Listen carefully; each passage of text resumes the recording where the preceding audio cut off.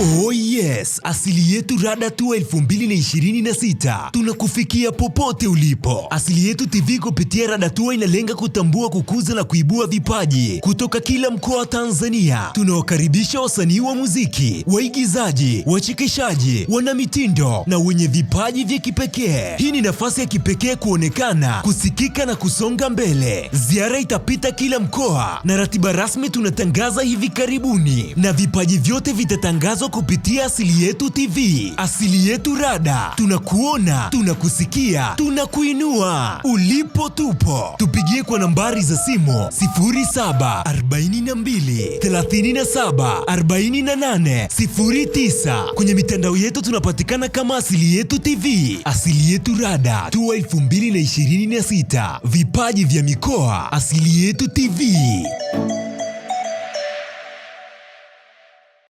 Naam, karibu sana mtazamaji wa Asili Yetu TV popote pale ulipo, tunatumaini mzima wa afya, na leo tuko kitaani, niko na mwamba mwenyewe ambaye anafanya poa sana kwenye mitandao ya kijamii, anajiita Mtulivu Boy. Tuko naye hapa, tutapiga naye story, lakini kubwa zaidi ni afisa usafirishaji kutumia bodaboda. Tutaangazia mambo mengi ambayo anayafanya. Mimi naitwa Anko G, karibu sana Asili Yetu TV. Asante sana. Kwanza unajisikiaje? I see. Na yani hii nimekuwa ni big surprise kwangu. Kwa nini? For the first time nafikiri hii ni interview yangu ya kwanza. Okay. Kuna mashabiki wa Asili Yetu TV tunatamani kufahamu Mtulivu Boy ilikujaje kujaje? Mtulivu Boy nickname ilikuwa ni mwaka 2018 naingia TikTok. Hili jina nilikuwa kipindi nasoma, kulikuwa kuna mtu alikuwa anaitwa Mtulivu Boy. Okay. Sikumbuki jina lake. Ila alikuwa anapenda sana kuandika kwenye madeka yale ya vitanda. Kwenye mikonge kule kwetu Wanike. Maana mimi nimesoma Wanike. Wanike Secondary. Wanike Secondary. Okay. So 2018 ikiwa naingia TikTok nilikuwa natumia Kihombo JR Ephraim Kihombo ambayo ndo majina yangu. Nikaona hii mbona kama haijakaa sawa. Ngoja nitafutie nickname ambayo itanipeleka viral zaidi. Nika kufikiria pale nikaona kama Mtulivu Boy kama imekaa poa hivi. Okay. Ndo chanzo cha nikaanza kujiita Mtulivu Boy. Mtulivu Boy. Yeah. Bwana, sasa hivi una trend sana kwenye mitandao ya kijamii hasa pale TikTok. Yeah. Umekuwa na ufalme wako kwa kufanya challenge. Tulifikiria nini? Before naweza nikasema kwamba kabla ya kufanya challenge hii TikTok now ni ya mapiano na nimefocus zaidi. Okay. Kabla hapa nilikuwa na road life. Kwa mzee wa kurekodi magari barabarani, watu walikuwa kinibeza, una rekodi nini? Ndio nini utakuja kugongwa. Baadaye nikaona kama zimekatika baada ya ile janga wakatoa kwenye hii TikTok ukawa kuna watu. Okay. Nika plan kufanya nyingine challenge ambayo ilikuwa ni singeli. Singeli zile za live. Nimeimba nikawa nacheza live. Nikaona hazijapokelewa, haziendi mjini. Nikafikiria mara ya mwisho nikasema sasa nafanyaje? Ndo idea ikaja, akasema kwa nini usitengeneze party? Okay. Zikawa ni za singeli. Nikafikiria sasa kucheza sijui. Hizi singeli inabidi niwe na dance. Tafanyaje? Okay.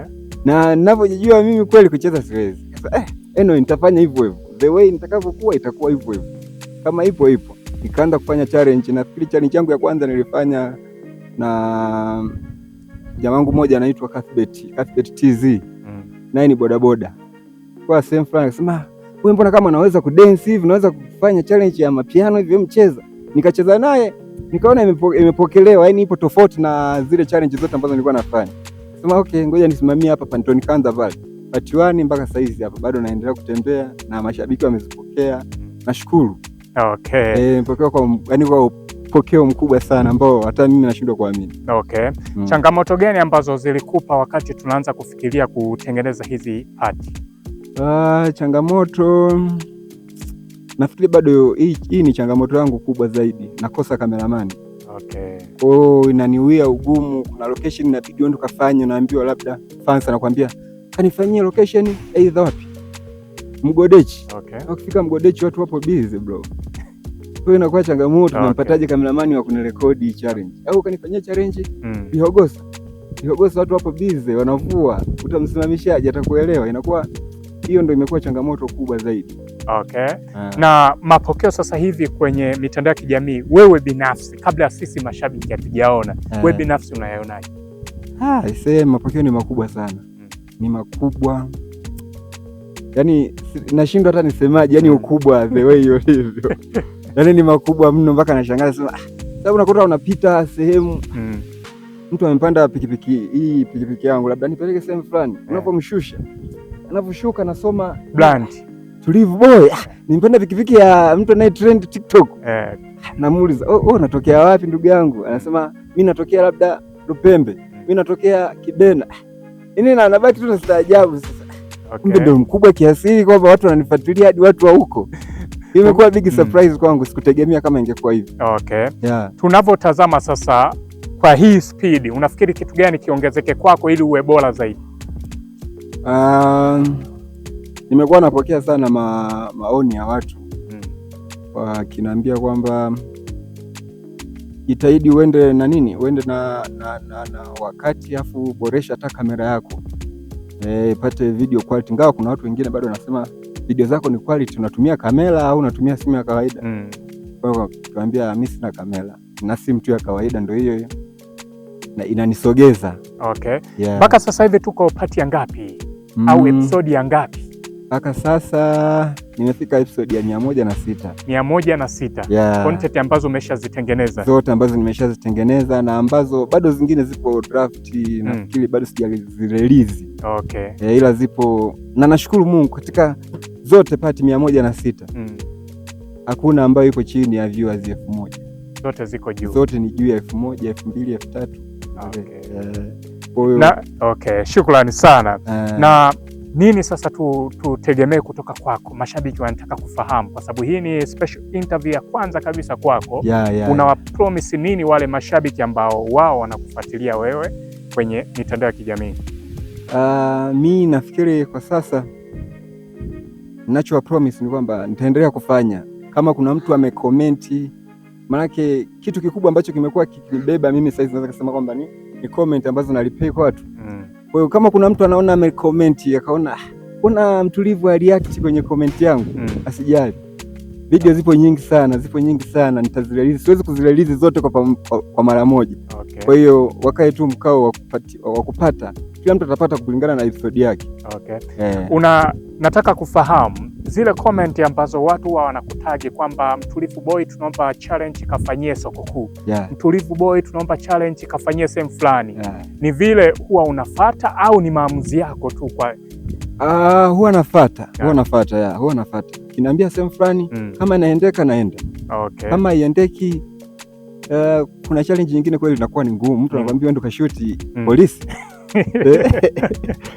Hamwezi kuelewana. Mtu anakuambia enda kashuti mahakamani, kitu yani impossible, haiwezekani. So inakuwa ni moja basi ni fans, ni shabiki. Kuna challenge ulifanyia soko kuu na ulionyesha nembo kabisa pale soko kuu. Hii ilikuwa ni kwenye mtazamo wa kwako au ni mdau tu aliona bwana tuwakilishe hapo?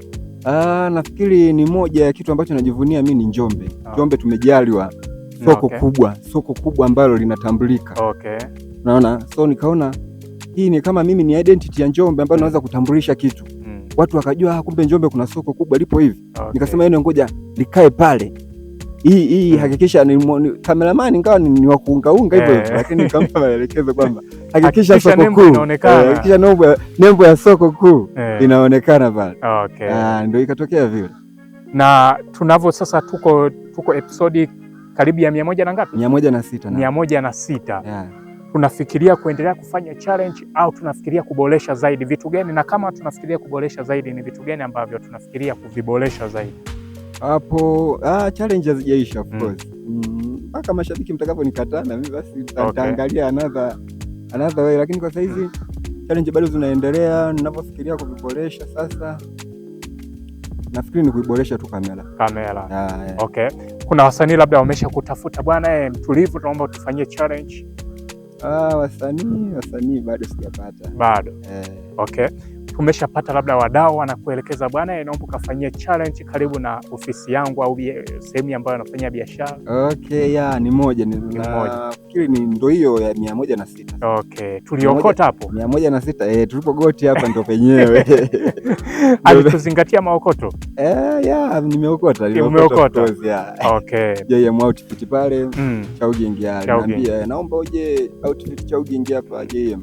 Sema okay, hamna shida. Nilienda kama fani tu, yani kama ni rafiki yangu kama ni shabiki ameniambia. Lakini nilipofika pale akasema siwezi kukuacha hivi ndugu yangu. Akakusupport. Shukrani, Mungu akubariki. Tupo pamoja. Okay. Umetisha sana. Mtulivu Boy ni brand ambayo sasa unatembea nayo. Unafikiria kuitumia kwenye biashara?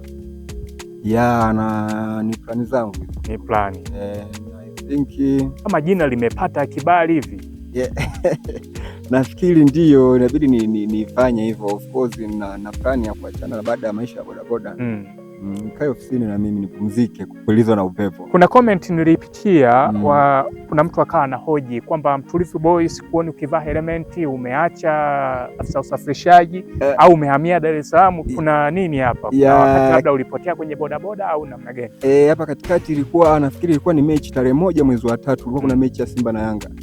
Mimi ni shabiki mmoja mkubwa sana wa Yanga. Okay. Na I think mechi zote za dabi huwa napenda sana kuhudhuria Dar es Salaam. Okay. Kwa kile kipindi nilikuwa nimeondoka almost kama wiki moja hivi.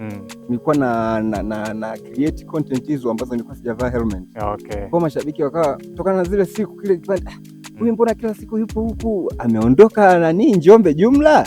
Au mbona tukuone ukivaa helmet? Wengine wakawa wanasema tunaomba siku nyingine ukienda Dar es Salaam muende na helmet. Yaani kwamba nikiwa nafanya hata kwamba ndo nembo yako hiyo. Nembo yangu ambayo sasa. Okay. Wewe umevaa helmet unapofanya hizo challenge. So nimekuwa proud. Okay, umetisha. Muda wote nafanya element ndo utambulisho. Okay, umetisha sana. Tukiangazia nyuma sasa ya kuwa content creator au mtu ambaye unafanya challenge, maisha yako ya kawaida tunashughulika na nini hasa? Maisha yangu ya kawaida mimi nashughulika na usafirishaji. Okay. Na pia kulimalima. Njombe asili yetu si kulimalima. Okay. Huko kwetu. Tukiangazia upande wa afisa usafirishaji kama dereva bodaboda. Unajivunia nini kuwa dereva bodaboda?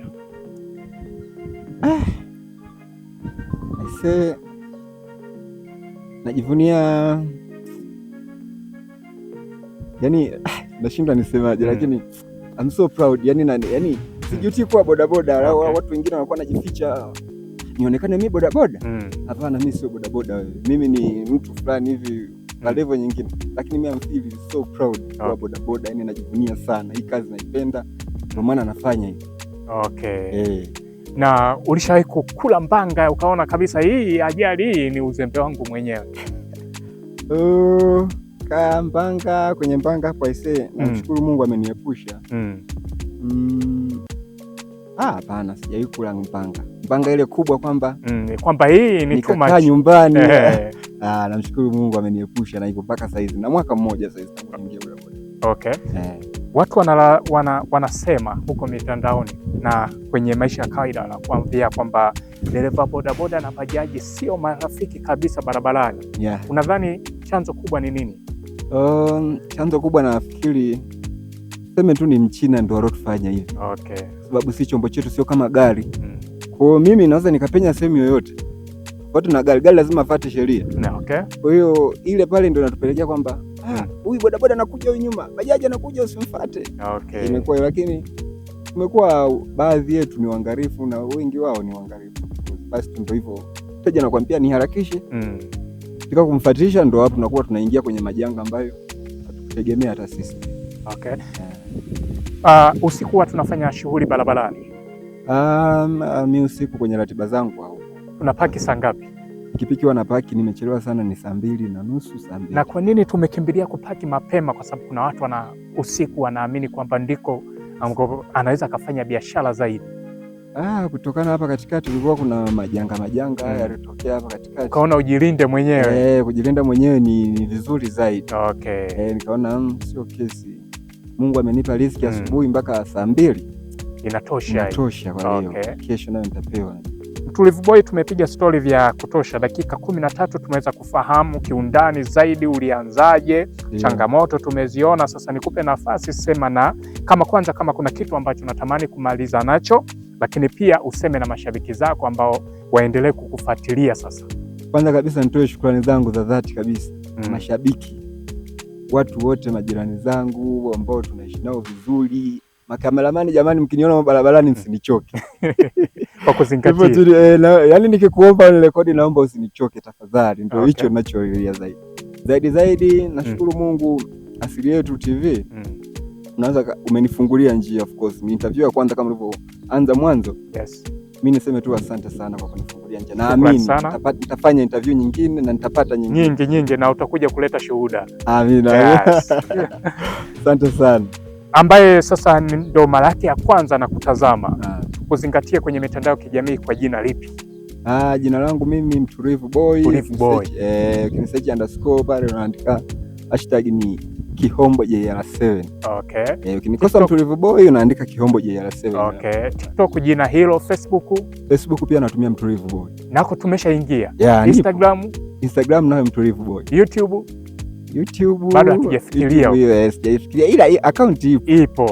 Lakini tumedili na hizi sehemu tatu TikTok, YouTube, TikTok, Instagram na Facebook. Okay, ambazo tunacheza nazo kwa sasa hivi. Ila top ni huko TikTok ndo na ufalme wako. Umetisha sana bwana. Shukrani sana kwa time yako ya kuweza kupiga story na wewe, tumeenjoy. Kuna vitu ambavyo tumejifunza kutoka kwako. Asante sana Asili Yetu TV. Kabila gani ambalo wewe binafsi unalikubali sana? Yani nipo feel proud. Jombe. Mbena humtoi kitu. Najivunia sana kuwa Mbena. Bwana, tukutane wakati mwingine. Asante.